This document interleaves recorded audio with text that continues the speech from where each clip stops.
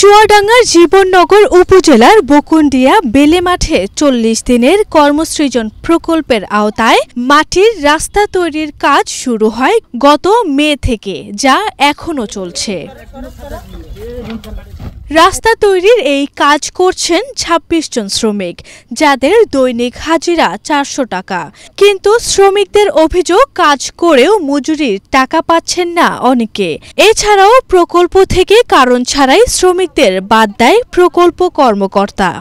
এই প্রকল্পের কাজের লোক এরা যদি একদিন না যায়, যদি অফিসার দিয়ে থাকে, তারা অ্যাবসেন্ট করতে পারে একদিন গেলে, তাই বলে প্রকল্পতে একবারে বাতিল হতে পারে। ওরা ভুল মোবাইল নাম্বার দেয় বা ওদের ভাই বা ছেলে বা ওয়াইফি নাম্বার দেয়, তারা টাকা তুলে নিয়ে স্বীকার করবে। পরবর্তীতে জানা যায় যে টাকা তুলে নিয়েছে। কিন্তু যদি হ্যাক করে বা মোবাইল নাম্বার ভুল হয়, তাহলে একমাত্র সদুত্তর দিতে পারবে প্রকল্প কর্মকর্তা। অভিযোগ রয়েছে, সপ্তাহ শেষে ৭ দিনের মজুরির টাকা একসঙ্গে পাওয়ার কথা থাকলেও তা থেকে বঞ্চিত শ্রমিকরা। আমি খুব গরিব মানুষ, আমি রাস্তায় মাটি কাটে, আমার ভিটে ভাটা কিছু নেই। আমি দু ফেরান টাকা পাইনি, একটা টাকা পাইনি। আমার স্বামী একদম পঙ্গু, আমি গরিব মানুষ, রাস্তায় মাটি কেটে খাই। আমি একবার ১৪,০০০ টাকা আমি পাইনি, আমার সেই টাকাটা তুলে নিয়েছে। ৬টা লোকের নাম কাটতে হবে, বলছে চার্ট দিয়েছে আমার কাছে। তাহলে চার্ট দিয়েছে, তাহলে আপনি কাটেন। বলছে তুই বেশি ফুঙা বাগাম করলে তোর এখানে জেল খাটাবো। আমাদের বেতনও দেরিতে দেয়, আমরা খুবই গরিব মানুষ।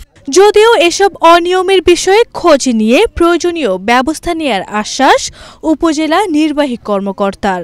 অভিযোগ পেয়েছেন যে কয়েকজনের টাকা হ্যাক হয়ে গেছে, আমরা তাদেরকে সহযোগিতা করব। তারা যদি থানায় একটা জিডি করে এবং আমার কাছে সহযোগিতা চায়, আমি তাদেরকে সার্বিক সহযোগিতা করব এই বিষয়ে।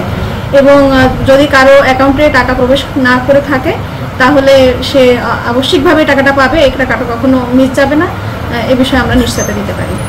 যাদের বিরুদ্ধে এই অনিয়মের অভিযোগ, তারা কেউই ক্যামেরার সামনে কথা বলতে রাজি হয়নি। আরভি ইসলাম হিমু, এশিয়ান টেলিভিশন।